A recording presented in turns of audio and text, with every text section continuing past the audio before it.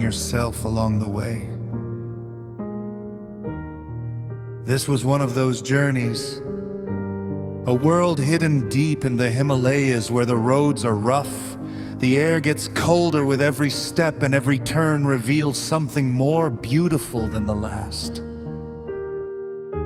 Today, I'm taking you with me on a journey through the Manaslu Circuit. This isn't just a story about mountains. It's about the people we met, the villages we passed, the rivers that followed us, the challenges we faced, and the moments that made this journey unforgettable. So, let's begin. Before the journey even began, there were already so many thoughts running through my mind. There was excitement, and honestly a little bit of fear too.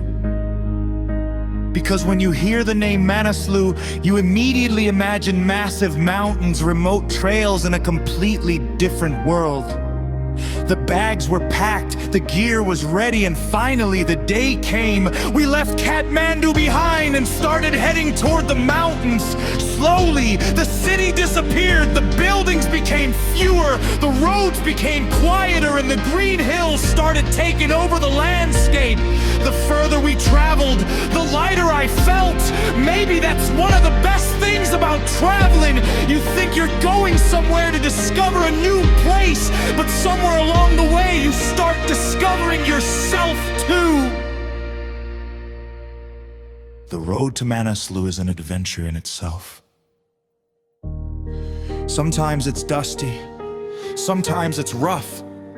Sometimes you have a mountain on one side and a deep valley on the other.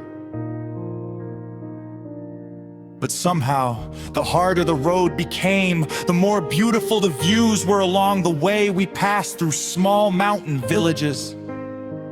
Children playing outside their homes, locals going about their daily lives, people living in a way that feels completely connected to nature. Back in the city, we have almost everything. But somehow, we never seem to have enough time. Here, life felt different. There may not be as many things, but people seem to have more time for each other. And when you stop for a moment and really look around, you start realizing maybe life doesn't need to be as complicated as we make it. The river continued flowing beside us. The mountains changed with every turn, and every time we thought the view couldn't get any better, the next corner proved us wrong. That's the beauty of traveling through the Himalayas. You never really know what you're going to see around the next time. The road eventually came to an end. And that's when the real journey began. The first few hours felt easy. We had energy, we were excited, we thought, this is going to be easy. But the mountains had other plans, one uphill climb, then another. And somehow, another one after that.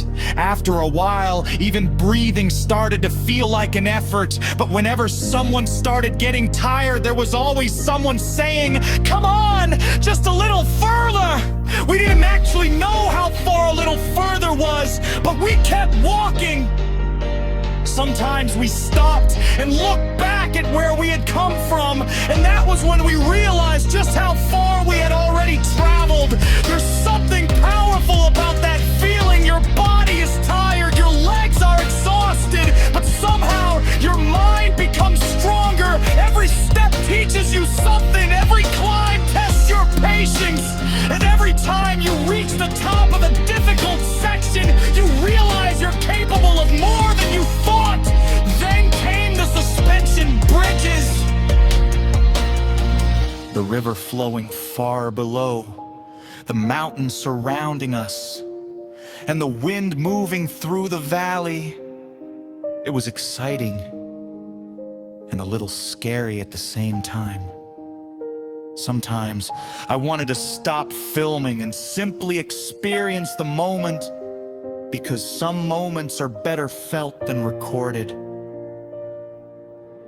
As As we climbed higher, everything started to change. The forest slowly became thinner, the mountains became bigger, the air became colder, and every breath reminded us that we were climbing higher.